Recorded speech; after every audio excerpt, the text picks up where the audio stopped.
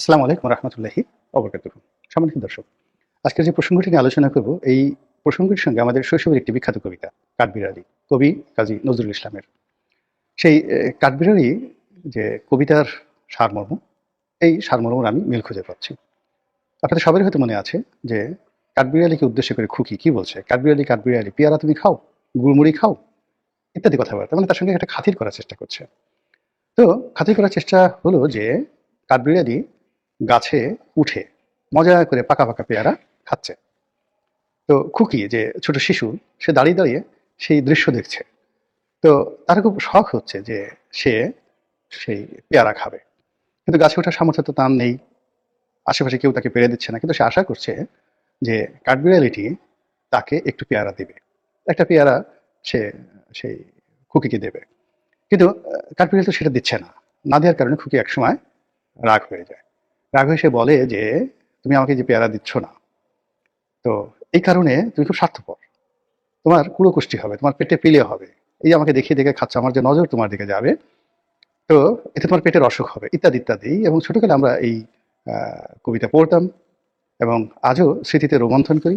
এবং একটি শিশু মনের যে চিন্তা চেতনা, তার যে কল্পনা, প্রকৃতির সঙ্গে তার যে সম্পর্ক, এবং প্রকৃতির এবং পারিপার্শ্বিক যে অবস্থা, প্রকৃতির এবং পারিপার্শ্বিক যে অবস্থা, এটি শিশুর মনে, অবোধ শিশুর মনে কি ধরনের যে প্রতিক্রিয়া তৈরি হয়, সেটি নিয়ে আলোচনা করব না। আলোচনা করব যে ঠিক সেই রকম ভাবি এখন বাংলাদেশের সাবেক প্রধানমন্ত্রী শেখ হাসিনার যে কর্মকাণ্ড, সেই কর্মকাণ্ড শেখ হাসিনা বিরোধী যারা রয়েছেন তাদেরকে রীতিমতো পাগল বানিয়ে ফেলেছে। তাদের সারা শরীরে নানা রকম অ্যালার্জি তৈরি করে ফেলেছে। শেখ হাসিনার কর্মকাণ্ড, কথাবার্তা, আচরণ, এগুলো বেসিক্যালি এবং প্র্যাকটিক্যালি শেখ হাসিনার যারা প্রতিপক্ষ রয়েছেন তাদেরকে কতটা ক্ষতি করেছে বা করে চলেছে তা আমি বলতে পারবো না। তবে তার বিরোধীদের মনোজগতে, মস্তিষ্কে, শরীরে যে জ্বালা তৈরি করেছে, প্রদাহ তৈরি করেছে, যে চুলকানি তৈরি করেছে, যে খাউজানি তৈরি করেছে, যে অ্যালার্জি তৈরি করেছে, যে অ্যাজমা তৈরি করেছে তাদের নিঃশ্বাস এবং প্রশ্বাসে, এটি রীতিমতো ভয়ঙ্কর। এবং সেটি শেখ হাসিনা করছেন অনেকটা ইচ্ছা করে। শেখ হাসিনা জানেন যে তিনি কি করছেন। এর কারণ হলো তিনি যখন বাংলাদেশে ছিলেন তার অনেক কথাবার্তায় রাজনীতির অঙ্গন বেশ উত্তেজিত হতো। তিনি অনেক সময় তার প্রতিপক্ষকে উদ্দেশ্য করে অশ্লীল কথা বলতেন, অশ্রাব্য, এবং যাকে বলা হয় অনেক সময় ভব্যতা, স্বাভাবিক যে সৌজন্যতা, এটার কোনো বালাই থাকতো না। প্রতিপক্ষ উত্তেজিত হতো, লজ্জিত হতো, আর তার দলের মধ্যে যে সকল সুশীল ছিলেন, সভ্য ছিলেন, তারা লজ্জা পেতেন। তো অনেকে বলতেন যে আপনি এই ধরনের কথাবার্তা কেন বলেন। তো তিনি বলতেন যে কয়েকটি কারণ বলতেন। যে প্রথম কারণ হলো যে আমি যদি না বলি তাহলে এগুলো তো মিডিয়াতে আসবে না, তোমাদের কোনো কথা তো মিডিয়ায় আসে না, তা আমি এই কথাগুলো মিডিয়াতে বলি। ২ নম্বর হলো যে এভাবে কেন বলি, বা এই ল্যাঙ্গুয়েজে কেন বলি। এর কারণটা হলো যে আমাদের দেশের যে মানুষ, তারা উপরে উপরে সাধুতা দেখায়, কিন্তু প্রায় সবাই ঝগড়াঝাটি পছন্দ করে, তারা খিস্তি খেয়েও পছন্দ করে, এবং অন্যের যে কি ত্রুটি রয়েছে, সেই ত্রুটি সত্য হোক মিথ্যা হোক, এই সংক্রান্ত গীবত, যেটিকে আমরা কুটনামি বলি, সেই কুটনামি তারা কান পেতে পেতে শুনবে। অমুকের সঙ্গে তমুকের কি সম্পর্ক, অমুকে টাকা পেল কিভাবে, রাঙ্গাচূড়া কিভাবে ছাগল চুরি করে, কিংবা ওই যে অমুক বাড়িতে যে একটা প্রবাসী সুন্দরী বউ থাকে, রাতে তার ঘরে কে যায়। এই ঘটনাগুলো জানার জন্য আমাদের দেশের মানুষের যে আগ্রহ, উদ্দীপনা, এটা এর চেয়ে আর আগ্রহ উদ্দীপনা নেই। ফলে আপনি যদি এই সংক্রান্ত কোনো বিষয় নিয়ে বানিয়ে বানিয়ে মিথ্যা কোনো কথা বলেন, সেটিও শোনার জন্য মানুষ লাইন ধরে দাঁড়াবে। এবং আপনার রেফারেন্সে যে কোনো একটা বাজে কথা আপনি ছড়িয়ে দেন যে অমুক গণেশ এরকম গভীর রাতে সে টাকলু গণেশ অমুক হোটেলে গিয়ে তমুকের সঙ্গে তারা সেই অপকর্ম যখন করছিল ধরা পড়েছে জনগণের হাতে, এবং গণপিটুনি খেয়েছে, আর তার ভিডিও ফুটেজ তার কাছে আছে। দেখবেন যে বেশিরভাগ লোক বলবে যাচ্ছে দেখি এটা কি হলো, বা উপরে উপরে হয়তো কেউ ভদ্রতা করে আপনাকে ভর্ৎসনা জানাবে, কিন্তু মনে মনে বলবে ইস যদি একটু দেখতে পেতাম তাহলে কেমন হতো। তা আমাদের যে মন এবং মস্তিষ্কের মধ্যে যে অশ্লীলতা রয়েছে, অশ্রাব্যতা রয়েছে, অন্যের গোপন প্রণয় জানার এবং অন্যকে হেয় করার যে অভিলাষ রয়েছে, সেটি আমরা শুনতে চাই। আর আবহমান গ্রাম বাংলার যে চরিত্র, মন এবং মানসিকতা, সেখানে ধরুন দুটো গ্রামবাসীর মধ্যে মারামারি হচ্ছে, আশেপাশে ৩ গ্রামের মানুষ দাঁড়িয়ে দাঁড়িয়ে সে দৃশ্য দেখছে। দুটো পরিবারের মধ্যে ঝগড়া হচ্ছে, দুটো মহিলার মধ্যে ঝগড়া হচ্ছে, দুটো পুরুষের মধ্যে ঝগড়া হচ্ছে। এই ঝগড়া ফেরানোর পরিবর্তে তারা দাঁড়িয়ে দাঁড়িয়ে দেখছে। এমনকি স্কুলগামী দুটো ছেলে বা দুটো মেয়ে, তারা সেই ধরুন প্রাথমিকে ২ ক্লাস 3 তে পড়ে বা 4 এ পড়ে।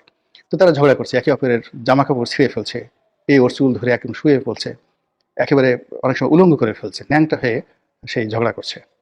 আর অনেক বড় বড় মানুষ সেই ঝগড়া ফেরানোর পরিবর্তে দাঁড়িয়ে দাঁড়িয়ে দেখছে আর কে জিতে, হ্যাঁ, বা আরো আরো আরো আরো মারো, আরো মারো, আরো ধরো, এরকম যাকে বলা হয় দৃশ্য আমরা যে 70-এর দশকে 80-এর দশকে দেখেছি গ্রাম বাংলা, এটা এখনো কিন্তু বন্ধ হয়নি। এই হলো বাস্তবতা। তো এই যে মানুষের যে মন এবং মননে এই অভ্যাসটি রয়েছে, সেই অভ্যাসটি শেখ হাসিনা জানতেন। আর জানার কারণে কি হলো, তিনি তার রাজনৈতিক প্রতিপক্ষ, সেটা নারী হোক পুরুষ হোক, তাদের ক্যারেক্টার অ্যাসাসিনেশন, তাদের দুর্নীতি, তাদের অনিয়ম, তাদের ব্যক্তিগত বিষয়াদি নিয়ে তিনি যেভাবে প্রকাশ্যে খোঁটা দিতেন, এবং সেই খোঁটা শুনে তার যে আশেপাশে যারা লোকজন রয়েছে তারা কিন্তু খুব মজা পেতেন। আর বাইরে যারা লোকজন আছে তারা কিন্তু সেটা ওন করতেন, এবং সেটা সত্য হোক মিথ্যা হোক এটা ওন করতেন, এবং সেভাবে কিন্তু তারা প্রচার করতেন। এখন যেহেতু শেখ হাসিনার দুঃসময়, দুষ্কাল, আমি তার কথা বাদ দিয়ে শেখ হাসিনার বিরুদ্ধে যে একটি নির্মম প্রচার বা অপপ্রচার সেটি নিয়ে বলছি। যেমন একা ওনার যে হয়েছিল এবং বহু সংখ্যক মানুষ মারা গিয়েছিল আওয়ামী লীগের ইতিহাসে, 3-4টি যদি ট্রাজিক ঘটনা বলা হয় তার মধ্যে অন্যতম হলো 21শে আগস্টের গ্রেনেড হামলা, 17 আগস্ট না, 21শে আগস্টের গ্রেনেড হামলা। তো বিএনপি প্রচার করলো যে এই গ্রেনেড হামলা স্বয়ং শেখ হাসিনা চালিয়েছেন পাবলিক সিম্প্যাথি অর্জনের জন্য।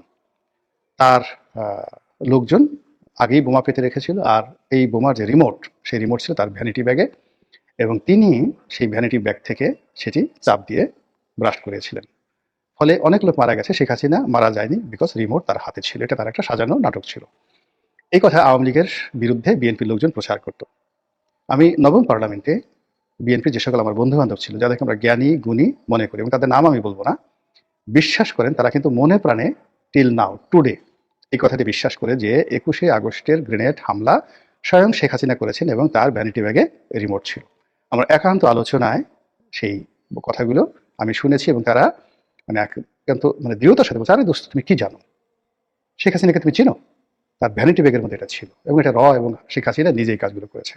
তো বোঝার চেষ্টা করুন যে অপপ্রচার, মিস ইনফরমেশন অ্যান্ড ডিসইনফরমেশন, এটি মানুষের মস্তিষ্ককে কতটা প্রভাবিত করে তার বাস্তব প্রমাণ আমরা এই 21 আগস্টের গ্রেনেড হামলা দিয়ে আমি নিজে যেটা চাক্ষুষ দেখেছি এটা।